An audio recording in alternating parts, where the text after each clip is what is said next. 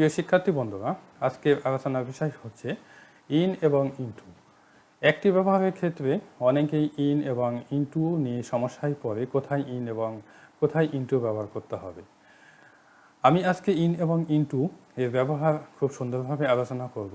I hope এই video দেখার পর থেকে আপনাদের ইন এবং ইনটু নিয়ে ঝামেলা থাকবে না। প্রিয় শিক্ষার্থী বন্ধুরা, আমি পূর্বে ইনের ব্যবহার আলোচনা করেছি, সেখানে সম্ভবত 31টি ব্যবহার আলোচনা করেছি। যারা দেখে নাই দেখে নেবেন। তবে ইনটুর সাথে আমি ইন আলোচনা করছি এই জন্যই, কারণ একটি পার্থক্য রয়েছে ইন এবং ইনটু এর মধ্যে। এই পার্থক্য যেন আপনারা সুন্দরভাবে আইডেন্টিফাই করতে পারেন, এই জন্যই আমি ইনটু এর সাথে ইনের ব্যবহার আলোচনা করছি। তো এই পার্থক্যটা আপনাদেরকে বুঝিয়ে দেব, সেই সাথে ইনটুর কয়েকটি ব্যবহার আলোচনা করব। প্রিয় শিক্ষার্থী বন্ধুরা, আমি কথা না বাড়িয়ে আলোচনা শুরু করছি। প্রথমেই দেখেন, কোনো ব্যক্তি যখন বাহির থেকে গতি নিয়ে কোথাও প্রবেশ করে তখন ইনটু বসে, অর্থাৎ কোনো ব্যক্তি হতে হবে এবং সেই ব্যক্তিকে বাহির থেকে গতি নিয়ে কোথাও প্রবেশ করতে হবে। সেটি হতে পারে খেলার মাঠ, হতে পারে অথবা কোনো কক্ষ হতে পারে, বা যেটাই হোক না কেন, গতি নিয়ে কোথাও প্রবেশ করতে হবে, তখনই ইনটু বলবে। তো দেখেন, এখানে আমি এক্সাম্পল দিয়েছি, the chief guest entered into the conference room. প্রধান অতিথি সভাকক্ষে প্রবেশ করলো। তো প্রধান অতিথি এমনিতেই প্রবেশ করে নাই, তাই না? সে গতি নিয়ে, সে হেঁটেই প্রবেশ করেছে, অর্থাৎ তার গতি ছিল, অর্থাৎ গতি নিয়েই সে কক্ষের মধ্যে প্রবেশ করেছে। এই জন্য এখানে ইনটু ব্যবহার করা হয়েছে। তো দেখেন next example, the student entered into the classroom. ছাত্রগুলি শ্রেণীকক্ষে প্রবেশ করলো। তো এখানে দেখেন, ছাত্রগুলি শ্রেণীকক্ষে প্রবেশ করলো, গতি নিয়েই কিন্তু প্রবেশ করেছিল, এই জন্য এখানে ইনটু প্রিপোজিশন বসানো হয়েছে।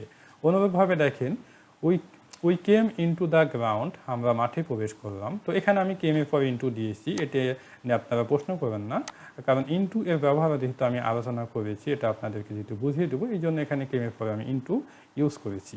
তো দেখেন, আমরা মাঠে প্রবেশ করলাম, আমাদের গতি ছিল, আমরা হেঁটে গেছি বা দৌড়ায়ে গেছি, মানে যেভাবেই যাই না কেন আমরা গতি নিয়ে কিন্তু মাঠে প্রবেশ করেছিলাম। এই জন্যই কিন্তু এখানে ইনটু ব্যবহার করা হয়েছে। কোনো ব্যক্তির দ্বারা যদি কোনো বস্তু গতি পায় তবে ইনটু বসে। প্রিয় শিক্ষার্থী বন্ধুরা, আমি এখানে দিয়েছিলাম যে কোনো ব্যক্তি যখন বাহির থেকে গতি নিয়ে কোথাও প্রবেশ করে তখন ইনটু বসে। তো কোনো ব্যক্তি কিন্তু গতি নিয়ে প্রবেশ করবে কোথাও, যদি বস্তু হয় সে কিন্তু প্রবেশ করতে পারবে না, তাই না? যদি বলা হয় কলমটি মাঠের মধ্যে প্রবেশ করো বা কলমটি রুমের মধ্যে প্রবেশ করো, সে কিন্তু প্রবেশ করতে পারবে না, অবশ্যই ব্যক্তি হতে হবে। কিন্তু এখানে আমি বলেছি যে কোনো ব্যক্তির দ্বারা যদি বস্তু গতিপ্রাপ্ত হয় বা বা কোনো কাজ করে থাকে, তবেই ইনটু বলবে। তো দেখেন, এখানে আমি এক্সাম্পল দিয়েছি, throw it into the pond. এটা পুকুরে ফেলে দাও বা পুকুরে এটা নিক্ষেপ করো।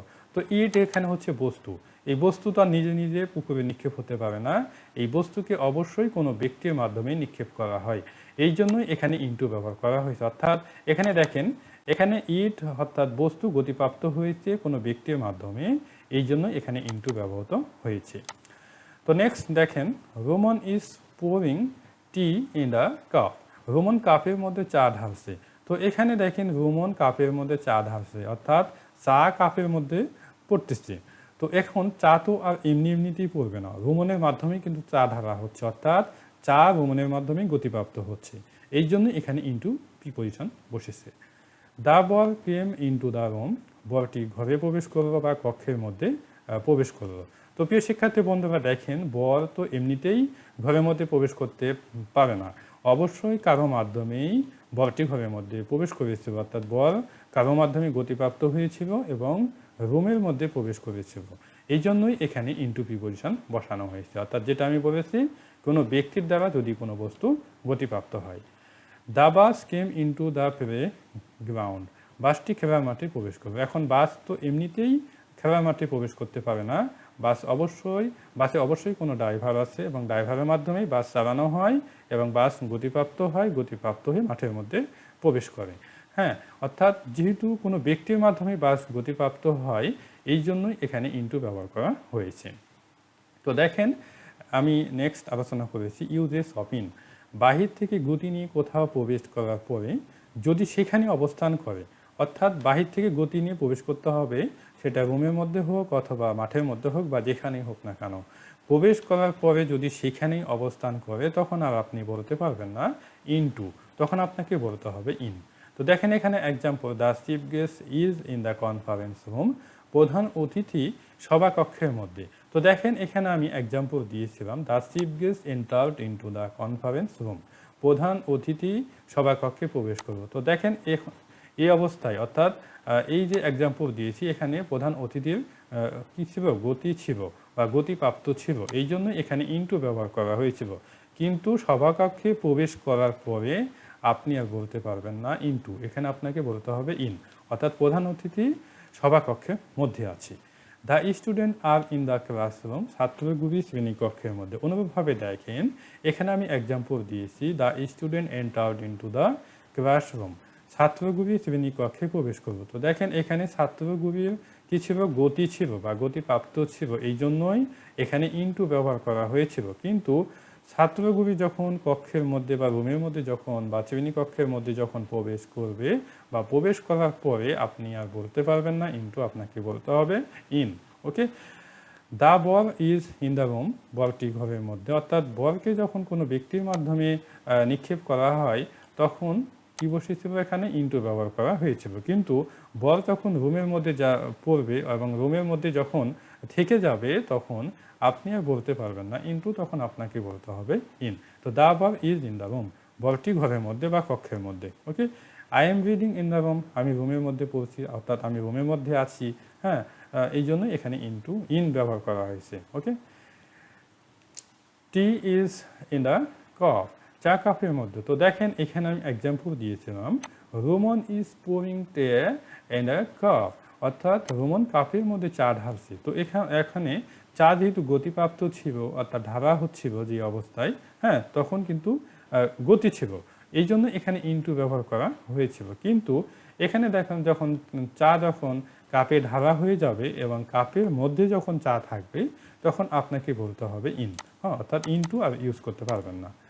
It is in the pond, এটা পুকুরের মধ্যে যখন কোনো কিছু নিক্ষেপ করা হয়েছিল। তো দেখেন এখানে আমি বলেছিলাম যে throw it into the pond, এটা পুকুরে ফেলে দাও, অর্থাৎ বস্তুকে যখন পুকুরের মধ্যে ফেলে দেওয়া হয়েছিল তখন ইনটু ব্যবহার করা হয়েছিল, কারণ তখন গতিপ্রাপ্ত ছিল বা গতিশীল অবস্থায় ছিল। ওকে, এখন ওই বস্তুটি যখন পুকুরের মধ্যে থেকে যাবে তখন আপনি ইনটু আর ব্যবহার করতে পারবেন না, আপনাকে ইন ব্যবহার করতে হবে। অনুরূপভাবে দেখেন the bus is in the ground, বাসটি মাঠের মধ্যে, অর্থাৎ মাঠের মধ্যে প্রবেশ করার পরে যখন মাঠে অবস্থান করবে তখন আপনাকে ইন ব্যবহার করতে হবে। আর যখন গতিশীল অবস্থায় থাকবে অর্থাৎ মাঠে যখন প্রবেশ করবে বাহির থেকে তখন আপনাকে ইনটু ব্যবহার করতে হবে।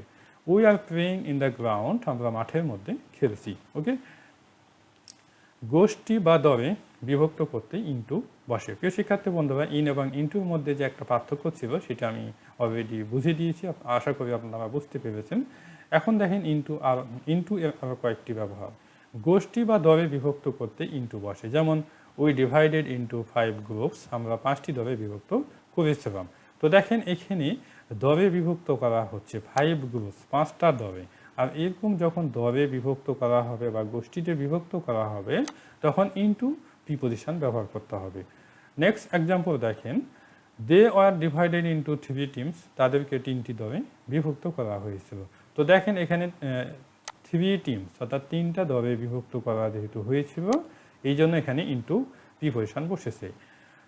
এক রূপ থেকে অন্য রূপে পরিবর্তনের ক্ষেত্রে ইনটু বসে, অর্থাৎ রূপ পরিবর্তন বলতে বোঝানো হয় উপাদান একই থাকে কিন্তু এক রূপ থেকে অন্য রূপে পরিবর্তন হয়। তো দেখেন এখানে ওয়াটার চেঞ্জ ইনটু ভেপার, পানি বাষ্পে পরিবর্তন হয়, কিন্তু বাষ্প যখন আবার ঘনীভূত হয় তখন সেটি কুয়াশা বা পানিতেই আবার পরিবর্তন হয়। যারা ফিজিক্সের স্টুডেন্ট অথবা যারা সায়েন্সের স্টুডেন্ট তারা বুঝতে পারবেন, যারা ফিজিক্স পড়েছেন এটি ভালোভাবে বুঝতে পারবেন। তো দেখেন এখানে next example, wood is changed into paper, কাঠ কাগজে পরিবর্তন করা হয়। তো দেখেন উড এবং পেপার, হ্যাঁ, দুটি উপাদানই কিন্তু একই, অর্থাৎ দুটি উপাদান যেহেতু একই কিন্তু এক রূপ থেকে অন্য রূপে পরিবর্তন হয়েছে, হ্যাঁ, এই জন্যই এখানে ইনটু প্রিপোজিশন বসেছে।